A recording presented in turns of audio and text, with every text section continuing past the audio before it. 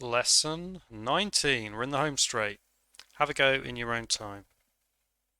Now, I said there wasn't going to be anything new before. Maybe there kind of was, but there weren't any kind of fundamental concepts. Oh, I don't know, whatever. Anyway, but now there really isn't anything new. There's no more bonus lessons. The last two, we're just going to do lots of repetitions of the same basic skills. Okay, what's the answer to this? The answer is x equals 3, by the way. Now, how would I solve this? I would say I'm going to use look the same. Can I make these look the same? I'm going to say I'm stuck with this. There are other ways to do it, but I'm going to say, well, I'm going to think of this as I'm stuck with it because I'm kind of stuck with the x. But there are actually options. In which case, I need two things multiplied together. Oh, well, 8 times 8 is 64. So that works. It still doesn't quite look. Let's try and make it look more the same. I want 2 to a power. Oh, well, 8 is 2 cubed. Bingo. By inspection, x is obviously equal to 3. Next question.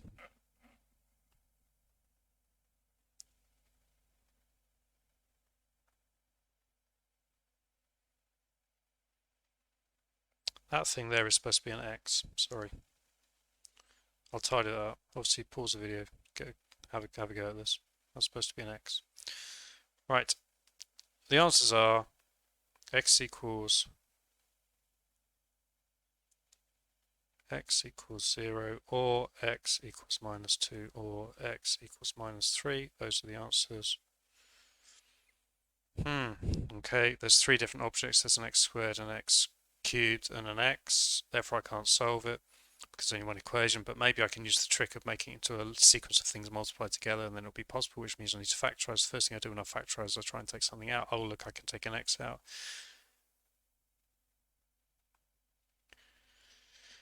Can I take anything else out? No. Therefore, the next step is to try and do double brackets. Obviously, that x just sits there. Now I'm going to try and do double brackets with what's remaining. X times x. Oh, I recognize this because, of course, we're just using the same example each time just to save time.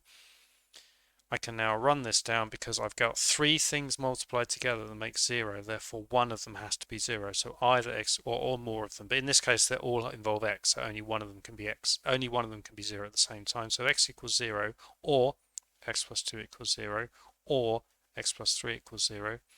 It's -2 from there. That means that x equals -2. We're going to -3 from here, which means that x equals -3. Boom, done.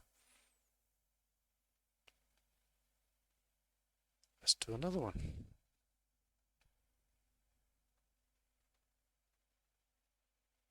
Have a go in your own time. And the answers are x equals 0 or x equals 9. I'll show you how I do it. Two things multiplied together. Boom, I know immediately what to do. So one of these two must be equal to 0. So either x equals 0 or x minus 9 equals 0.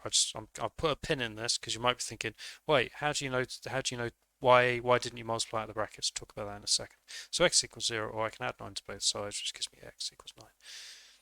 Here's the thing. Do you remember I said that when you're tidying up, you want to tidy up brackets and you want to tidy up fractions? In general-ish. But I mean, that's the general rule, like 90% of the time. And you're like, well, you say when tidying up, but when do I tidy up? Well, the answer is you tidy up all the time when doing maths. And if you get given a question, just try and tidy up straight away. So if you tried multiplying those brackets out, good work, it was the right thing to do. I mean, let's just imagine we did that for a moment. What if we actually did that? What if we just immediately multiplied it out? We'd end up with that. And then we go, well, it's a solve question. There's two different objects. I can't solve that, but I should try factorizing. I'll try. Oh, I can factorize it. Brilliant. Oh yeah, that works. Now I can make one of them equal to 0. And you might not even notice that you just you just you just did something, as in multiplied out and then undid it. You might not even notice, but so it's not necessarily an obstacle. It just makes things take longer. But it's just a question of spotting when the brackets are actually useful. Let's do another solve. Have a go in your own. Oh, well, I'm stuck. That's it. I've done it. Have a go at this. Solve in your own time. And the answer is divide both sides by 3. P equals 1/3. That wasn't actually what I meant to do. I meant to do this. So you just got a bonus question. There's supposed to be two equations. Here we go. Have a go at this. And the answers are P equals 1/3 and Q equals 2. I'll show you how I do it. Well, the first thing I do is I just divide both sides by 3 of this one. So I've got P equals 1/3, so that's the first one. Now I can just sub that into here. So I've now got 1/3 times Q equals 1/6. What do we do next? Well, we could times both sides by 3, which would give us Q equals 1/2.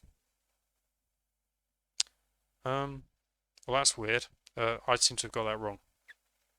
Well, there you go. Sorry about that. Let's do the next one.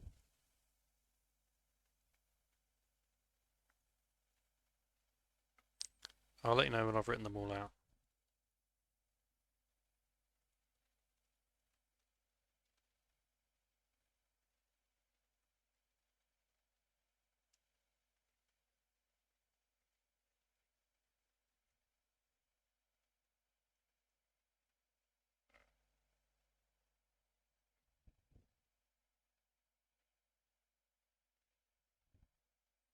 So have a go at all these in your own time. I'm going to write out the answers. And obviously, as usual, there's going to be a tiny chance I might get one of them wrong, like I did the last time. Okay, so we go. -2. Not possible. 2, 2, 4, 8, √2. Okay, let's look at each of these and check them. What does that mean? That means cube root. So basically we're saying what is the cube root of -8? Well, -2 is what times by itself 3 times makes -8. Where's -2? There you go, so that explains that one. What's the square root of -100? Well, you can't, I should have written a 3 there. I meant cube root of -8. What's the square root of -100? That's not possible. You can't find the square root of a negative number. So that's correct. What does this minus mean? That means flip. So it just literally means turn it upside down. So you end up with 2/1, which is just 2. So that's correct. Oh, the 1 we can ignore. It just means don't do anything.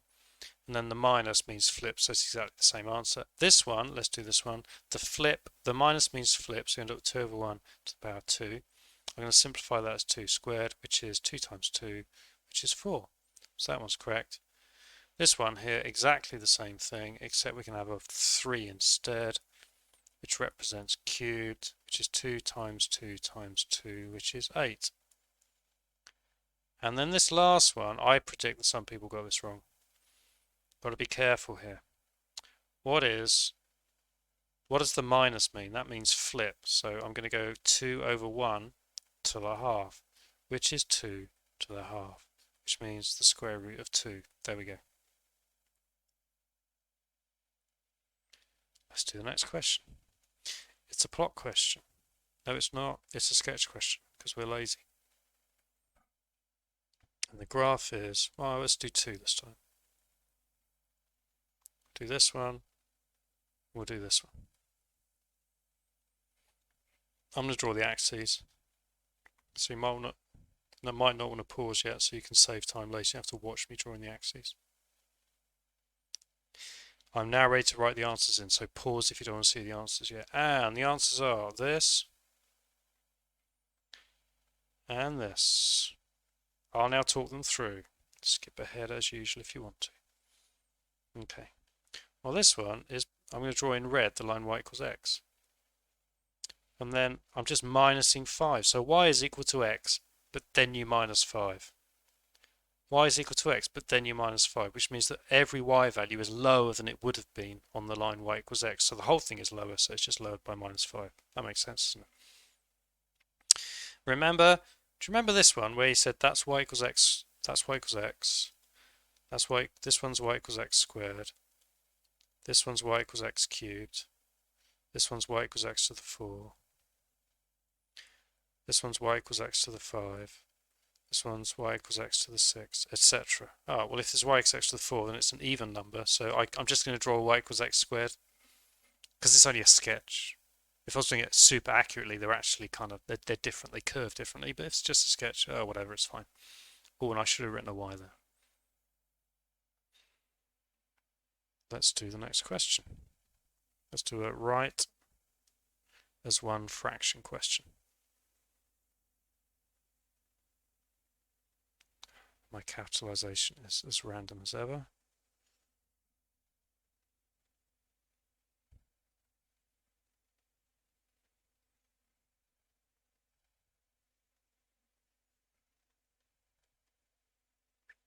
Take your time.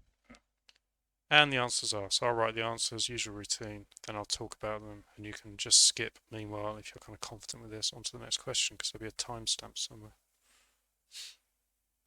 Okay, I'm just going to talk this through. It's a third plus a third. 1/3 plus 1/3 means you've got two of them, so it's 2/3. That works. I said right as one fraction, so I guess, well, that's 5 written as a fraction, so I mean that'll have to do, wouldn't it?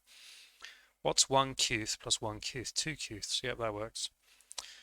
They're two different objects, so I need to make them look the same, so let's do some working. I'm going to turn this 1 into a fraction, so that's 1 over 1 plus 1 over q. That still doesn't help because the bottom's still different, so I'm going to times the top and the bottom of this fraction by q, so that's q over q plus 1 over q, which equals q plus 1 over q, because I can combine them because the denominator's the same. Boom, done. Let's do the next question. Factorize.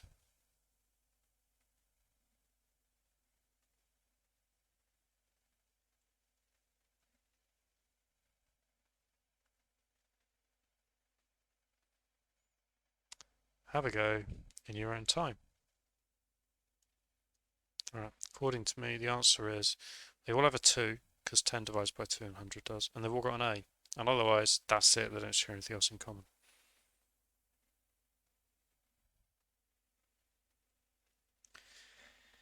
Now, the only question is, remember, it's a two-step process. The first step is to try and find stuff and repeat. I can't see anything else. And the second step is to try and do double brackets.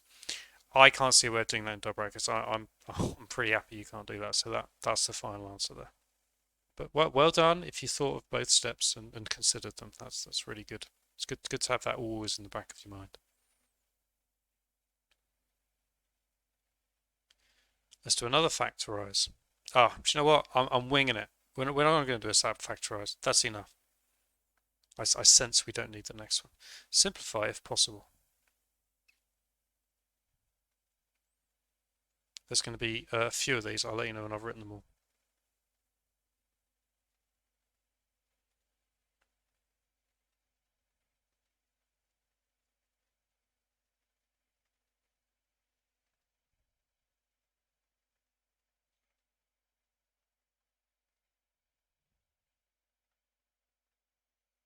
Have a go in your own time. So there's 4 things to simplify. I'm going to say the first one's not possible, but that is debatable. We'll come back to it later. That's 2b. That's minus 2b. And that's 0. Right, if you're happy, see you in the next video because this was the last question. I'm going to chat about these for a bit. I'm going to do these middle 2 first because they're bugging me. I'm scared I've done it wrong. I'm going to put a plus in front of that, put a circle around those. Oh, look, they cancel. You've got a plus a and a minus a. That's 2b. Yep, happy. I'm going to put a plus in front of this. I've now got a plus a and a plus a and a minus b and a minus b. I see, my gut instinct was correct. That answer's wrong. It's actually 2a minus 2b. There we go. So that's the actual answer there. So let's check this one as well. I got this one wrong as well. I've got a plus a and a minus a. They cancel. I've got a minus b and a plus b. They cancel. Okay, so that is definitely 0. Now, this is debatable, this one here. Because you could write it as, just create a bit of space, you could write it as a minus b plus a divided by b. Arguably that's simpler. If I had to vote, my vote would be that is simpler. But I feel like it's such an edge case. Well, I don't want to be picky as a teacher. There's not really that much difference. There's nothing else you can do there. Okay, see you in the next video.